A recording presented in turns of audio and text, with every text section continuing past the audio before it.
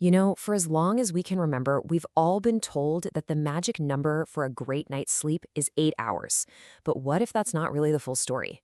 Today, we're going to move way beyond that old myth to unlock what genuinely restorative sleep feels like, all by understanding one simple rule our bodies actually live by.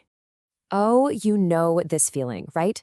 The alarm clock screams, you check the time, you've supposedly hit your 8-hour quota, but just opening your eyes feels like you're lifting lead weights. You slam the snooze button feeling totally cheated and maybe even more tired than when you first went to bed. It's so frustrating, but it turns out there's a very specific reason this happens. And yeah, that feeling, that brain fog that can just completely derail the first hour of your day, it isn't just you being tired or not a morning person. It's a real, recognized biological state, and once you understand what it is, you can actually start to beat it. So let's dive into the science of that morning grogginess. We need to figure out why we're waking up wrong in the first place. Here is it. The official culprit for your morning misery is called sleep inertia. And what's so important here is that it helps us pinpoint the real enemy. The problem isn't always the duration of your sleep, it's the timing of your alarm. Waking up at the wrong moment is what flips the switch on this awful groggy state. So if sleep inertia is the problem, the solution isn't always more sleep, it's smarter sleep. And that all starts with unlocking your body's own natural rhythm. Okay, this is the number you need to remember. Forget 8 for a second. It's 90. See, our bodies don't just sleep in one giant, long block of time. We actually sleep in cycles, and each one of those cycles lasts for about 90 minutes. Now, inside each of these 90-minute cycles, your body is doing some incredibly important but different jobs. You've got deep sleep, which is all about physical repair, fixing muscles, healing tissue, that kind of thing. And then you cycle into REM sleep, which is for your brain. It's like a nightly software update, consolidating memories and processing emotions. You absolutely need both to feel genuinely refreshed. And this shows you exactly how it works. You drift from light sleep down into deeper sleep, and then you hit that critical deep sleep phase.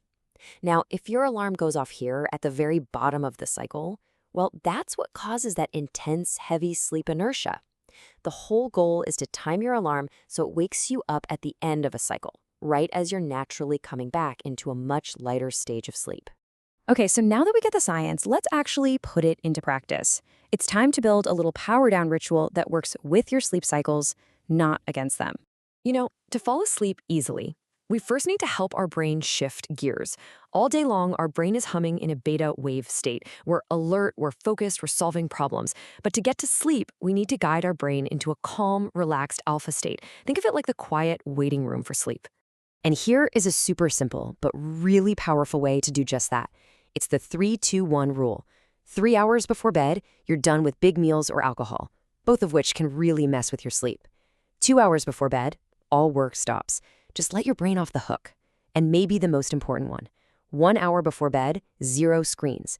That blue light from our phones and laptops literally blocks the hormones that help us sleep.